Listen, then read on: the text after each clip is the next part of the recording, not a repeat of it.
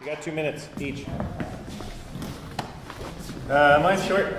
This was not recently, and a lot of you know about it already. The coolest recording trip.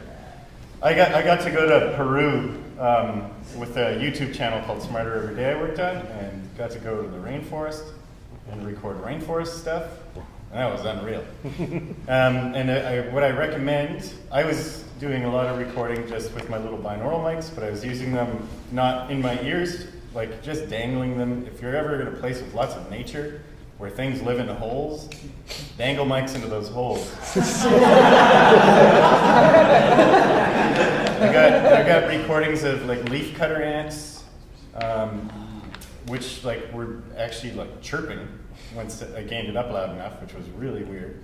And baby birds that I found in a crack of a rock. And yeah, it was amazing. So, little mics. In holes. I actually, mine is a little bit more esoteric. My favorite field location, or field recording location, is the Pacific Northwest. And I just wanted to reinforce for everyone that whether you live in Vancouver or Bellingham or Seattle or somewhere around there, you all live within an hour and a half, maybe 2 hours, maybe 45 minutes of just some of the best wilderness out there that you can go and record in. And if we don't go out there and record it, I think we're all losing a huge opportunity.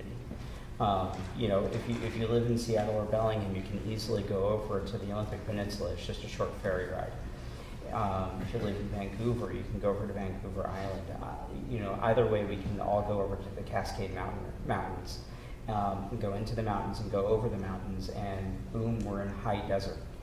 You know, when I first moved to Seattle, you know, I grew up on the East Coast. I grew up in Delaware, and I lived in Georgia for close to 6 years, maybe 5, I don't know, somewhere around there. And one of the things I missed when I first got out here was the sound of insects. You know, on the East Coast, especially during the summer, we couldn't have this conversation right now because the insects would just be too loud. And I missed that when I got to Seattle. And when I actually started going out and going to the other side of the mountains or going down into Oregon, suddenly there were insects again. And that was part of what helped me learn and helped me realize that there's just so much variety that's around us. We just have to make a point to go there and record it. But for actual specific locations, one of the things I found that's really interesting is Airbnb. We all know what Airbnb is? Mm-hmm. Yeah? Okay. People who live in more rural areas have begun to use Airbnb as a way of getting people to come and camp in their backyards, or to come stay in a more remote area.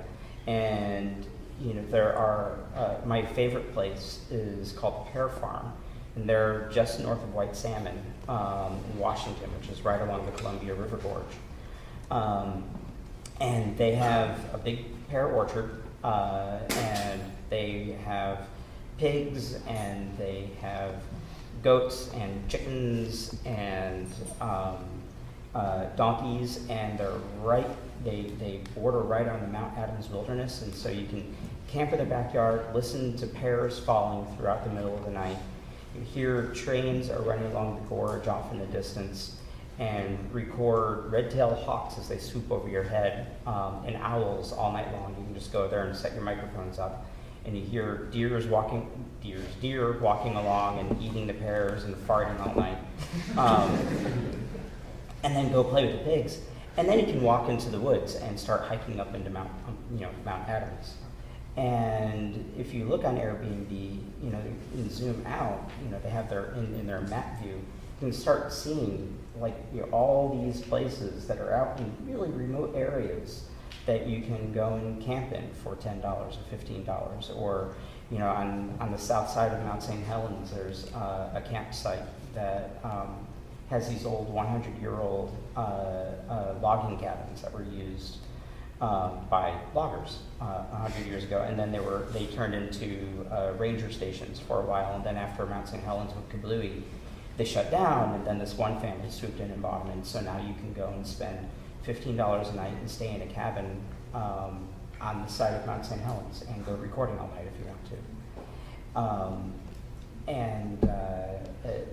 All of these places are out there, and they're just close by.